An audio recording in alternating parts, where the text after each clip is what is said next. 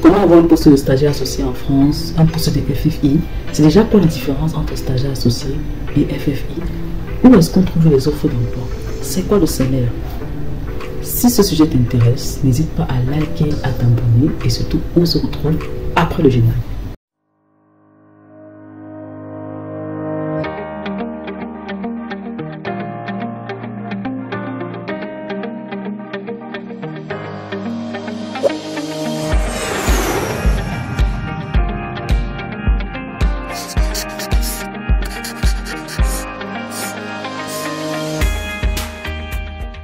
Bonjour à tous, moi c'est Dr Lydie Camon, médecin et promotrice de Pass Études.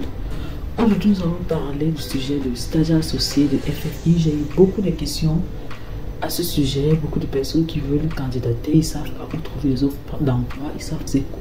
Pour entrer dans le vif du sujet, c'est quoi la différence entre stagiaire associé et FFI? Stagiaire associé, c'est celui qui est dans son pays et il veut venir en France faire un stage.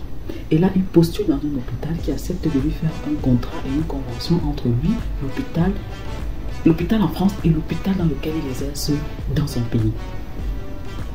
Quand c'est fait, il peut aller à l'ambassade, demander un visa et il obtient un visa stagiaire associé. La plupart du temps, ce sont des contrats de 6 mois qu'on vous fait et qui est renouvelable. Vous ne pouvez pas le renouveler définitivement. C'est maximum 2 ans de stagiaire associé. Donc quand vous arrivez en France sur le statut de stagiaire associé, cherchez à passer vos EVC ou peut-être faites autre chose comme un master par exemple. Le hic avec le statut de stagiaire associé, c'est que vous ne pouvez pas passer des DU. C'est vrai que certains réussissent à le faire, mais légalement, vous n'avez pas le droit de faire des DU en tant que stagiaire associé. Et lorsque vous serez en France, quand vous allez travailler en tant que stagiaire associé, en fait, c'est le même statut que les internes français, c'est-à-dire ceux qui ont eu leurs ECN et qui sont en cours de spécialisation.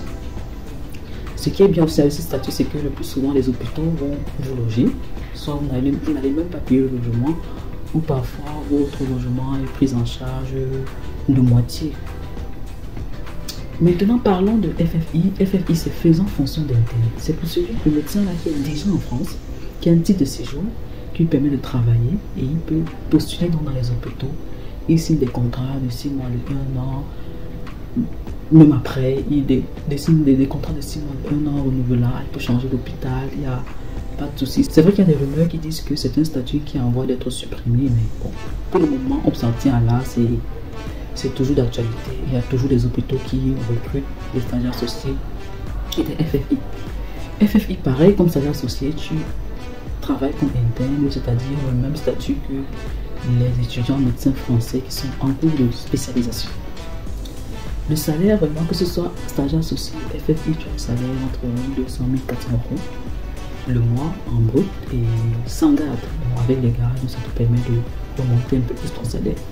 C'est vrai que c'est un salaire qui n'est pas, bon, c'est pas assez élevé de toute façon. Ça te permet au moins de te former en attendant de passer les auditions. Maintenant, où trouver les offres d'emploi? Les offres d'emploi, vous les aurez sur FHF, Fédération Hospitalière de France.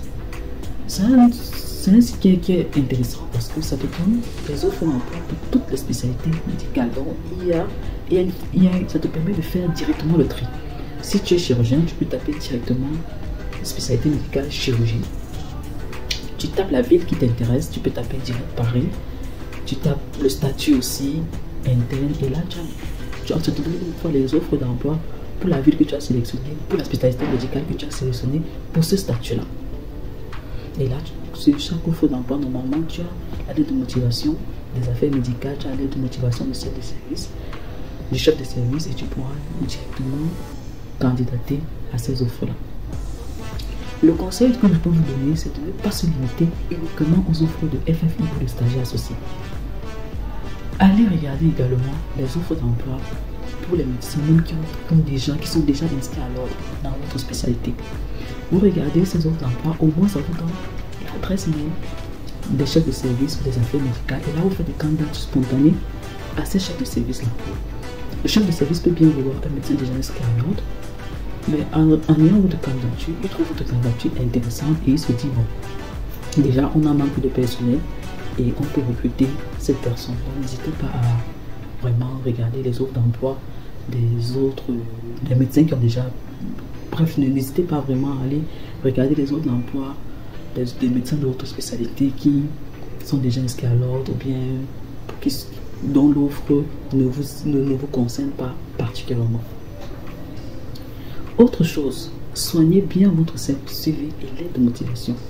Si vous postulez pour un poste d'urgence, vos postes d'urgentiste par exemple, il faudrait que dans votre CV, vous mettez bien en exergue vos expériences que vous avez eues aux urgences. Ne laissez pas cette expérience se noyer parmi tant d'autres. Vous pouvez développer un peu plus cette expérience et les autres, vous listez un peu vaguement. Au moins, c'est que vous avez fait autre chose, mais que cette expérience-là ressorte bien. De toute façon, il faudrait que votre CV soit assez clair, soit assez bien lisible. Parce que ceux qui reçoivent vos CV, ils en ont tellement de CV qu'ils n'ont pas le temps. Donc ils vont vite regarder le CV. Et le plus souvent, on regarde le CV avant de regarder la lettre de motivation. Donc c'est d'abord le CV qui attire avant la lettre de motivation. Et maintenant, s'agissant de la lettre de motivation, bien sûr, elle doit être bien écrite, bien soignée. Pour les autres spécialités, les gastro-entérologues, les chirurgiens, les gynécologues, c'est souvent assez bien carré parce que c'est déjà lié à un service précis. Mais pour les médecins généralistes, vous faites souvent beaucoup d'erreurs parce que je reçois les lettres de certains de mes collègues qui sont médecins généralistes, mais dans leurs lettres, il faut ressortir le fait qu'ils peuvent aller en gériatrie, ils peuvent aller en urgence, ils peuvent aller en pédiatrie. Bref, quel que soit le service, la lettre en fait est faite pour n'importe quel service. C'est un peu comme si c'est une lettre qu'on a lancée quelque part et chaque service attrape, s'il voit que ça le convient, ça le convient. Non, il ne faut surtout pas faire ça. Il faut que dans ta lettre, tu ressortes le service dans lequel tu veux postuler. Il ne faudrait pas que le chef de service qui lit ta lettre se dise que bon, c'est un médecin qui veut seulement sortir de son pays, qui veut seulement arriver en France, que ce soit par bateau, par taxi, par quoi, c'est pas son problème, il va arriver. Donc faites une lettre vraiment qui est destinée au service dans lequel vous voulez postuler. Si vous avez prévu postuler en médecine générale, en urgence, en gériatrie, faites 3 lettres, comme ça au moins c'est adapté au service dans lequel vous voulez postuler. Le chef de service ou des affaires médicales, en lisant votre lettre, c'est au moins que oui, ça c'est quelqu'un qui connaît ce qu'il veut, qui a un projet professionnel bien établi. Bon. Une autre erreur que vous commettez, c'est que vous vous dévalorisez dans la lettre. Vous dites, j'ai pas de connaissances, je vais venir acquérir les connaissances en France. Mon pays n'est pas assez développé. Je veux travailler dans un pays développé pour apprendre beaucoup de choses. Non. Dites-vous que le chef de service qui vous recrute, c'est parce qu'il a un manque de personnel. Donc, il a besoin de quelqu'un qui est déjà apte ou bien de quelqu'un qui a déjà une base assez forte pour que le jour où il commence, maxi 1-2 semaines, le temps peut-être de connaître les logiciels, et là, il est au temps pour tout gérer. Donc, mettez ça dans la tête. Dans votre lettre de motivation, il faut que vous mettiez en valeur, que vous disiez que vous avez assez de connaissances et que peut-être vous voulez une expérience en France juste pour renforcer vos compétences. Là, c'est mieux joué, mais de vous rabaisser, le chef de service n'a pas le temps pour vous former pendant 1 mois, 2 mois, non. Donc, pour ceux qui ont tendance à se dire que ça sera bien vu, il faut rectifier cela. Voilà, et autre chose, il y a aussi beaucoup de personnes qui disent ils veulent rentrer, après le stage, ils vont rentrer, développer leur pays, ils vont... J'ai envie de dire, on s'en fout quoi. Mais je dis ça comme ça, mais c'est pas vraiment ce qu'on recherche. On veut même quelqu'un qui va rester, passer les EVC et tout. Vous pouvez pas forcément le dire comme ça, mais... Vous pouvez pas forcément le dire comme ça, mais... Le dire tout le temps, je vais rentrer et tout, là, c'est pas forcément une bonne chose. Peut-être vous pouvez tourner la phrase en disant, vous voulez faire le stage pour mieux connaître le système, pour mieux vous intégrer par la suite et tout. Ça sera pas mal vu par le chef de service que vous avez prévu rester en France. C'est pas un problème.